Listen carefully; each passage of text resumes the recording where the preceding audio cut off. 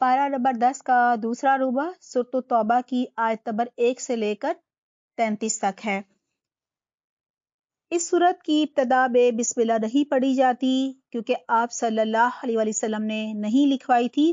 ہمارے لیے یہی کافی ہے کہ آپ صلی اللہ علیہ وسلم نے نہیں لکھی، لہٰذا ہم نے نہیں پڑھنی۔ اس سورت میں اہل شرک کے لیے اعلان برات ہے، یعنی بیزاری اور لا تعلقی کا اظہار ہے۔ دیکھیے سورۃ الانفال میں خیانت کرنے والی قوم سے معاہدے توڑے گئے تھے، اب اللہ اور اس کے رسول کی طرف سے ان سے تمام معاہدے ختم کیے جا رہے ہیں، یعنی تمام قبائل سے۔ ہاں 4 مہینے کی مہلت دی گئی ہے تاکہ ان 4 مہینوں میں وہ اسلام سمجھ لیں، اور پھر اگر ایمان لاتے ہیں تو شعوری ایمان لائیں، یعنی جبراً ایمان لانے کو نہیں کہا جا رہا، اور کہا جا رہا ہے پھر بھی ایمان نہ لائیں تو پھر قتل کرنے کا حکم ہے۔ 9 ہجری میں یہ نازل ہوئی سورۃ التوبہ، اور سورۃ التوبہ مدنی سورت ہے، 129 129 آیات ہیں اور 16 رکوع ہیں۔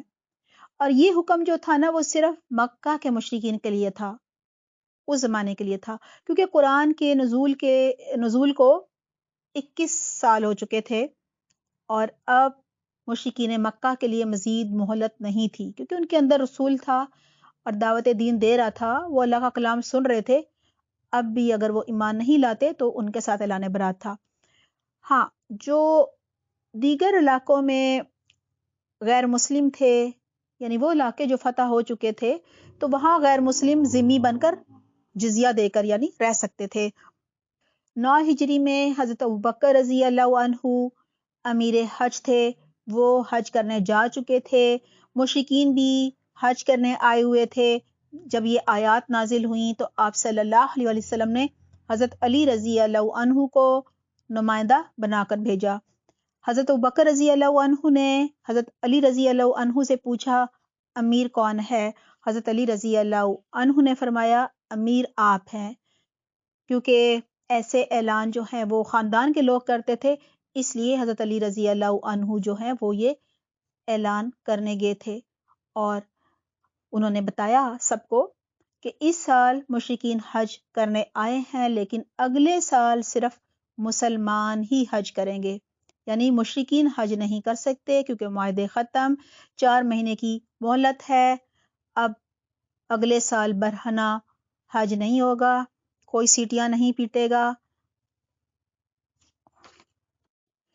براۃ من اللہ ورسولہ الی الذین عاہدتم من المشرکین فسیحوا فی الارض 4 اشہر واعلموا انکم غیر معجزی اللہ وان اللہ مخزی الکافرین۔ اعلان برات ہے اللہ اور اس کے رسول کی طرف سے ان مشرکین کو جن سے تم نے معاہدے کیے تھے، یعنی اب اللہ کی طرف سے اور اس کے رسول کی طرف سے تمام معاہدے ختم، اب بیزاری اور لا تعلقی کا اظہار ہے۔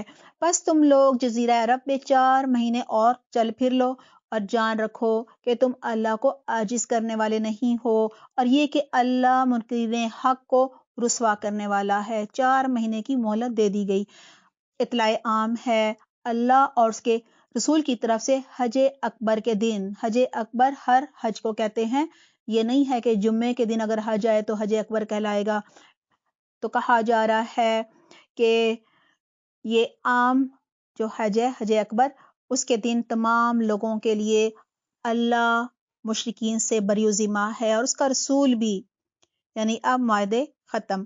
اب اگر تم لوگ توبہ کر لو تو تمہارے ہی لیے بہتر ہے، اور جو منہ پھیرتے ہو تو خوب سمجھ لو کہ تم اللہ کو عاجز کرنے والے تو نہیں، ہرانے والے تو نہیں، اور اے نبی انکار کرنے والوں کو سخت عذاب کی خوشخبری سنا دو، بجوز یعنی سوائے ان مشرکین کے جن سے تم نے معاہدے کیے، پھر انہوں نے اپنے عہد کو پورا کرنے میں تمہارے ساتھ کوئی کمی نہیں کی، اور وہ تمہارے خلاف کسی کی مدد انہوں نے نہیں کی، یعنی نہ تمہارے خلاف کسی کی مدد کی، تو ایسے لوگوں کے ساتھ تم بھی مدت معاہدہ تک وفا کرو، یعنی جو بھی مدت مقرر تھی اس تک اس کو قائم رکھو معاہدے کو، کیونکہ اللہ متقیوں ہی کو پسند کرتا ہے۔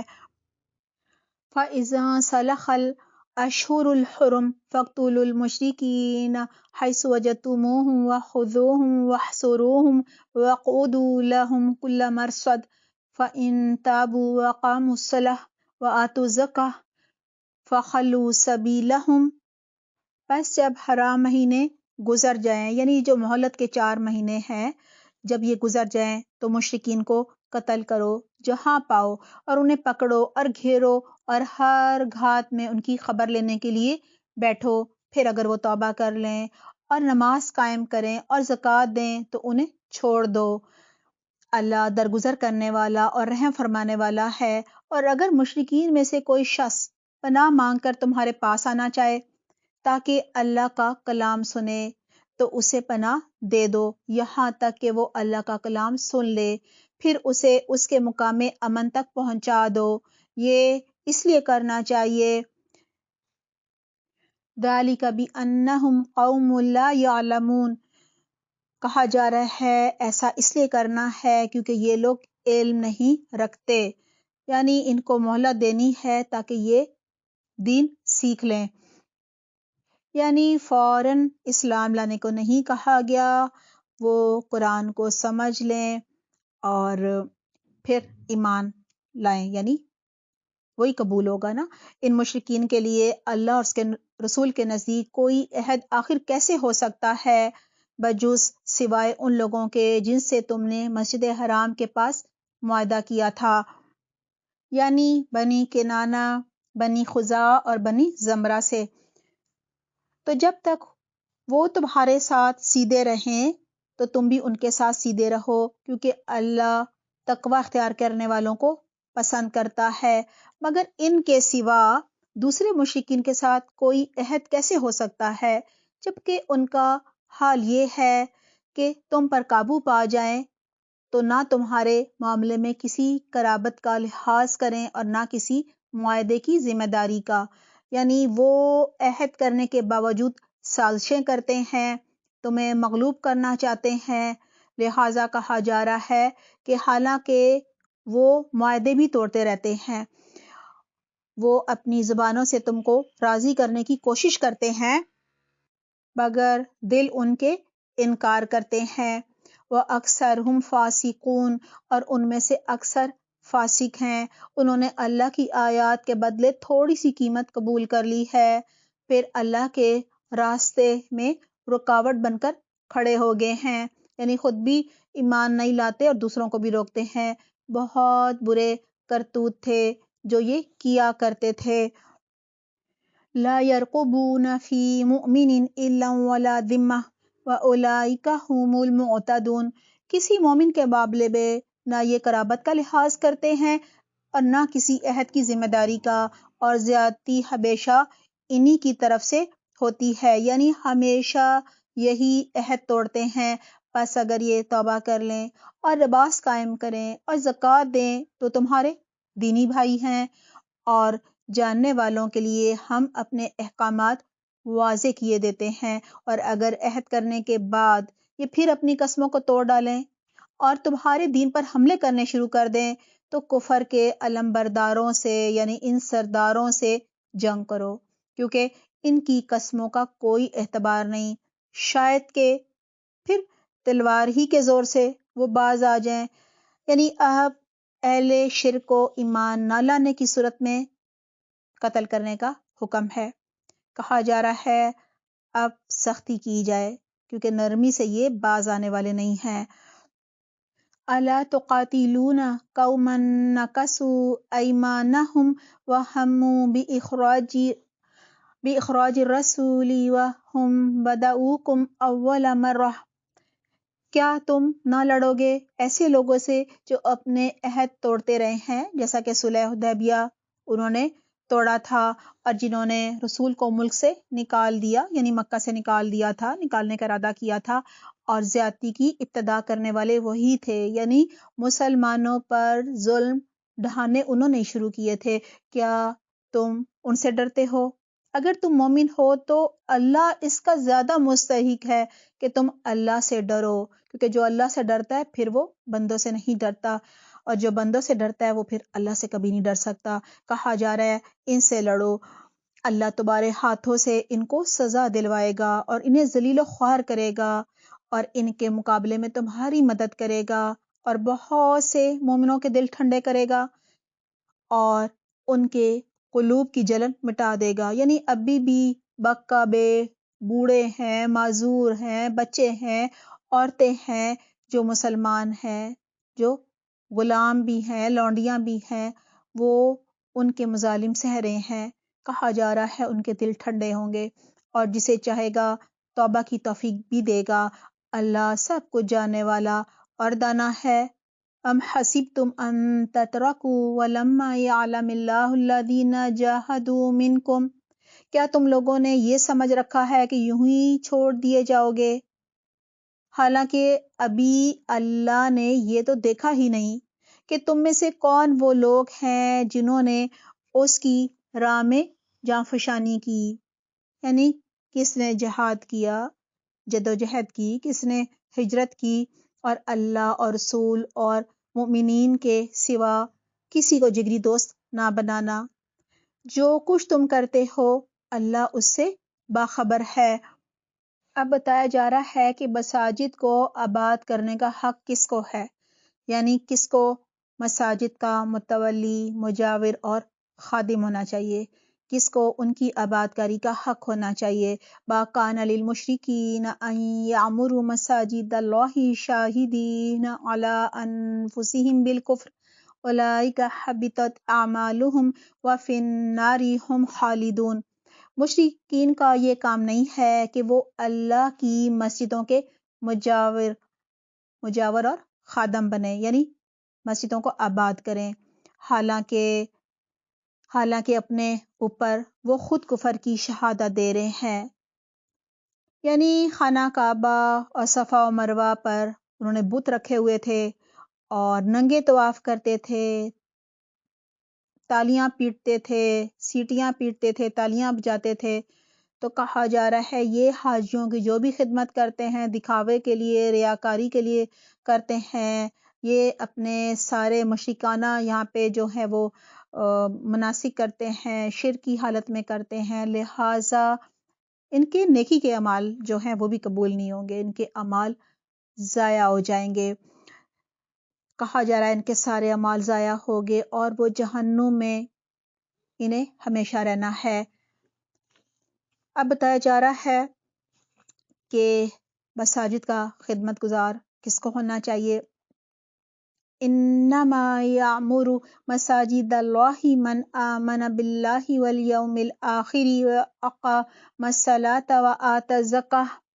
اللہ کی مسجدوں کے آباد کار، مجاور، خادم یعنی خدمت گزار تو وہی لوگ ہو سکتے ہیں جو اللہ اور روز آخرت کو مانیں اور نماز قائم کریں، زکوٰۃ دیں اور اللہ کے سوا کسی سے نہ ڈریں۔ انہی سے یہ توقع ہے کہ سیدھی راہ چلیں گے۔ کیا تم لوگوں نے حاجیوں کو پانی پلانے اور مسجد حرام کی مجاوری کرنے کو اس شخص کے کام کے برابر ٹھہرا لیا ہے جو ایمان لایا اللہ پر اور روز آخرت پر اور جس نے جانفشانی کی اللہ کی راہ میں؟ اللہ کے نزدیک تو یہ دونوں برابر نہیں ہے اور اللہ ظالموں کی رہنمائی نہیں کرتا۔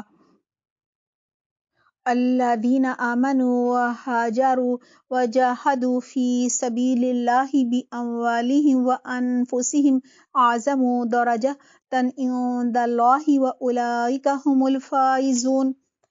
اللہ کے ہاں تو انہی لوگوں کا درجہ بڑا ہے جو ایمان لائے اور جنہوں نے اس کی راہ میں گھر بار چھوڑے یعنی ہجرت کی اور جان و مال سے جہاد کیا، وہی کامیاب ہیں۔ ان کا رب انہیں اپنی رحمت اور خوشنودی اور ایسی جنتوں کی بشارت دیتا ہے جہاں ان کے لیے پائیدار یعنی دائمی عیش کے سامان ہے، ان میں وہ ہمیشہ رہیں گے۔ یقیناً اللہ کے پاس خدمات کا صلہ دینے کے لیے بہت کچھ ہے۔ اے لوگو جو ایمان لائے ہو، اپنے باپوں اور بھائیوں کو بھی اپنا رفیق نہ بناؤ اگر وہ ایمان پر کفر کو ترجیح دیں، یعنی اگر وہ کافر ہیں تو بھلے وہ تمہارے رشتہ دار ہیں لیکن انہیں اپنا رفیق اور دوست نہ بناؤ۔ تم میں سے جو ان کو رفیق بنائیں گے وہی ظالم ہوں گے۔ قل ان کان آباؤکم وابناؤکم واخوانکم وازواجکم وعشیرتکم واموال، اے نبی کہہ دو کہ اگر تمہارے باپ اور تمہارے بیٹے اور تمہارے بھائی اور تمہاری بیویاں اور تمہارے عزیز و اقارب اور تمہارے وہ بال جو تم نے کمائے ہیں اور تمہارے وہ کاروبار جن کے مان پڑ جانے کا تم کو خوف ہے اور تمہارے وہ گھر جو تم کو پسند ہے، تم کو اللہ اور اس کے رسول اور اس کی راہ میں جہاد سے عزیز تر ہیں، تو انتظار کرو یہاں تک کہ اللہ اپنا فیصلہ تمہارے سامنے لے آئے، اور اللہ فاسق لوگوں کو رہنمائی نہیں دیتا، ان کی رہنمائی نہیں کرتا۔ اب غزوہ حنین کا ذکر آ رہا ہے۔ حنین وادی میں حوازن اور ثقیف رہتے تھے۔ یہ دونوں قبیلے جو ہیں وہ تیر اندازی میں ماہر تھے۔ یہ مسلمانوں کے خلاف تیاری کر رہے تھے۔ آپ صلی اللہ علیہ وسلم کو جب علم ہوا تو آپ صلی اللہ علیہ وسلم نے بھی لشکر تیار کر لیا۔ یہ جنگ 8 ہجری میں فتح مکہ کے 19 دن بعد شوال میں ہوئی تھی، جب مسلمانوں کو اپنی 12,000 تعداد پر فخر ہو گیا تھا، زیادہ ہی بھروسہ ہو گیا تھا۔ جیسے ہی مسلمانوں کو یہ خیال آیا کہ آج تو ہمیں کوئی نہیں ہرا سکتا، ہماری تعداد بہت زیادہ ہے، اچانک دشمن کے تیروں کی بوچھاڑ ہو گئی۔ حالانکہ کفار کی تعداد کم تھی، وہ 8,000 تھے، اور اس طرح مسلمانوں کے قدم اکھڑ گئے اور وہ بھاگ کھڑے ہوئے۔ آپ صلی اللہ علیہ وسلم کے پاس صرف 200-300 جو مسلمان ہیں وہ رہ گئے تھے۔ آپ صلی اللہ علیہ وسلم انہیں پکار رہے تھے کہ اللہ کے بندو میرے پاس آؤ۔ پھر حضرت عباس رضی اللہ عنہ نے آواز دی، ان کی آواز بلند تھی، اور اس طرح مسلمان واپس آئے۔ اللہ سبحانہ تعالیٰ نے مسلمانوں پر سکینت نازل فرمائی اور ان کی مدد فرمائی، دلوں میں دشمنوں کے خوف ڈالا اللہ سبحانہ تعالیٰ نے، اور بالآخر مسلمانوں کو فتح نصیب ہوئی۔ 6,000 قیدی بھی انہوں نے بنائے۔ کہا جا رہا ہے لَقَدْ نَصَرَكُمُ اللَّهُ فِي مَوَاطِنَ كَثِيرَةٍ وَيَوْمَ حُنَيْنٍ۔ اللہ سبحانہ تعالیٰ اس سے پہلے بہت سے مواقع پر تمہاری مدد کر چکا ہے۔ ابھی غزوہ حنین کے روز اس کی دستگیری کی شان تم دیکھ چکے ہو۔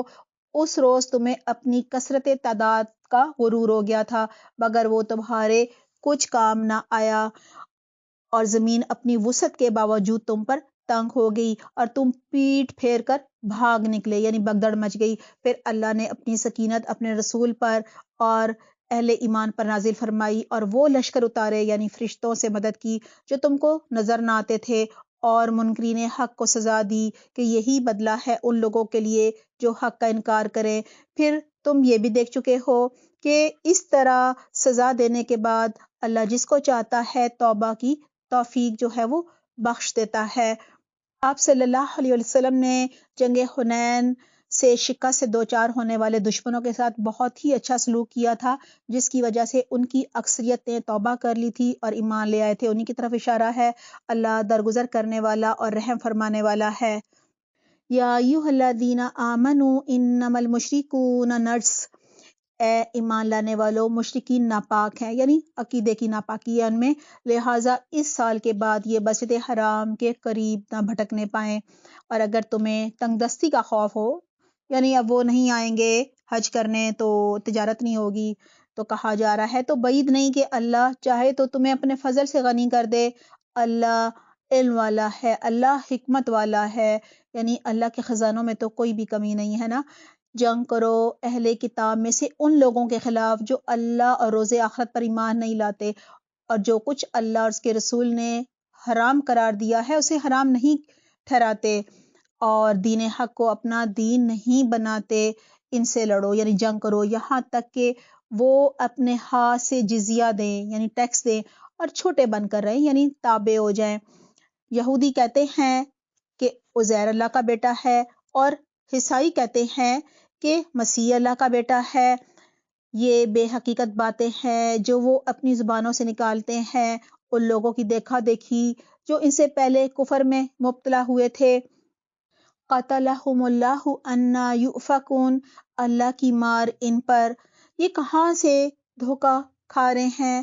انہوں نے اپنے علماء اور درویشوں کو اللہ کے سوا یعنی اللہ کو چھوڑ کر اپنا رب بنا لیا ہے، اور اسی طرح مسیح ابن مریم کو بھی، حالانکہ ان کو ایک معبود کے سوا کسی کی بندگی کرنے کا حکم نہیں دیا گیا تھا۔ اللہ کے علاوہ کوئی عبادت کے لائق نہیں، پاک ہے وہ ان مشرکانہ باتوں سے جو یہ لوگ کرتے ہیں۔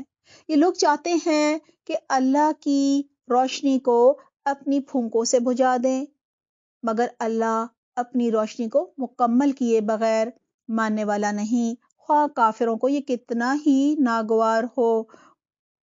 هو الذی ارسل رسولہ بالہدی ودین الحق لیظہرہ علی الدین کلہ ولو کرہ المشرکون۔ وہ اللہ ہی ہے جس نے اپنے رسول کو ہدایت اور دین حق کے ساتھ بھیجا ہے تاکہ اسے پورے نظام زندگی پر غالب کر دے، کیونکہ اب تکمیل دین ہو رہا ہے۔ کہا جا رہا ہے وَلَوْ كَرِهَ الْمُشْرِكُونَ، خواہ مشرکوں کو یہ کتنا ہی ناگوار ہو، کتنا ہی انہیں یہ برا لگے، ناپسند ہو۔ بڑی ہی خوبصورت آیات ہیں، بتایا جا رہا ہے کہ یہ اپنی پھونکوں سے اسلام کا چراغ جو ہے وہ نہیں بجھا سکتے۔ دین اسلام کا غلبہ اب برحق ہے۔ مخالفین بھلے کتنی چالیں چلیں، سازشیں کریں، افواہیں پھیلائیں، یہ دین کا کچھ نہیں بگاڑ سکتے۔ اللہ سبحانہ تعالیٰ اپنے دین کو غالب کر کے رہے گا۔ پھر اہل کتاب کا بھی ذکر ہے کہ ان کے جو علماء ہیں، درویش ہیں، اور ان کی عوام بھی حرام کی طرف جو ہے وہ مائل ہو گئی ہے، اور کہا جا رہا ہے کہ ان کو بھی سزا مل کر رہے گی۔ پارہ نمبر 10 کا دوسرا ربع سورۃ توبہ کی آیت نمبر 1 سے لے کر 33 تک ہے۔ آئیے جانتے ہیں ہم نے عمل کے لیے کیا سیکھا۔ آیت نمبر 1 to 6، 1 سے 6۔ 13 سال آپ صلی اللہ علیہ وآلہ وسلم مکہ میں تبلیغ کرتے رہے، لہٰذا 9 ہجری میں اللہ سبحانہ تعالیٰ اور اس کے رسول کی طرف سے اعلان برات کیا گیا کہ اب صرف 4 مہینے کی مہلت ہے تاکہ وہ قرآن کو سمجھ لیں اور شعوری ایمان لے آئیں، اور جو ایمان نہیں لائیں گے ان کے ساتھ اعلان جنگ کیا گیا۔ ہمیں بھی قرآن کو ترجمہ و تفسیر سے پڑھ کر، اس کے احکامات کو سمجھ کر، شعوری ایمان لا کر اللہ کے ہر حکم پر عمل کرنا چاہیے۔ آیت نمبر 11، کافر اگر توبہ کر لیں، تباس قائم کریں اور زکوٰۃ دیں تو وہ ہمارے دینی بھائی ہیں۔ آیت نمبر 12 سے 15، اگر کافر مسلمانوں سے کیے گئے عہد و پیمان توڑ دیں، مسلمانوں پر ظلم کریں، یعنی دین اسلام پر حملے کریں، تو ہم مسلمانوں کا فرض ہے کہ کافروں سے جہاد کریں۔ آیت نمبر 20 سے 22 تک، ایمان لا کر ہجرت کرنے، جہاد کرنے والوں کے لیے بڑے درجے ہیں۔ ان کے لیے اللہ سبحانہ تعالیٰ کی رحمت کی خوشخبری ہے اور جنت کی بشارت ہے جس میں وہ ہمیشہ رہیں گے۔ ہمیں بھی جہاد کا شوق رکھنا چاہیے، اور جو جہاد پر جا رہے ہیں ان کی جو بھی ہم مدد کر سکتے ہیں، مالی یا کسی بھی طرح، وہ ہمیں کرنی چاہیے تاکہ ہمارا بھی حصہ ڈل جائے۔ آیت نمبر 24، اگر ہمارے قریبی رشتہ دار کفر پر ہوں تو ہمیں انہیں اپنا رفیق اور دلی دوست نہیں بنانا چاہیے۔ آیت نمبر 25 اور 26، ہمیں کبھی بھی اپنی کثرت اور اپنے جتھے پر فخر و تکبر نہیں کرنا چاہیے۔ آیت نمبر 28، مشرکین اپنے عقیدے کی وجہ سے ناپاک ہوتے ہیں، اس لیے انہیں نجس کہا گیا ہے۔ آیت نمبر 30 اور 31، ہمیں ہر طرح کے شرک سے اور ہر طرح کی گمراہی سے اور بدعات سے خود کو محفوظ رکھنا چاہیے، اور اللہ سبحانہ تعالیٰ کے علاوہ نہ تو کسی پر توکل کرنا چاہیے اور نہ کسی کو اللہ کا ہمسر ٹھہرانا چاہیے۔ کیونکہ اللہ کے سوا کوئی عبادت کے لائق نہیں ہے اور نہ ہی کسی کو سجدہ کرنا چاہیے۔ آیت نمبر 32، اہل کتاب اور منکرین حق اور مشرکین کبھی بھی اپنی پھونکوں سے، اپنی افواہوں، اپنی چالوں اور اپنی سازشوں سے دین اسلام کے چراغ کو نہیں بجھا سکتے۔ آیت نمبر 33، دین اسلام کو غالب کرنا ہم سب مسلمانوں کی ذمہ داری ہے۔ اللہ سبحانہ تعالیٰ ہمیں اس کی بہترین توفیق عطا فرمائے، آمین۔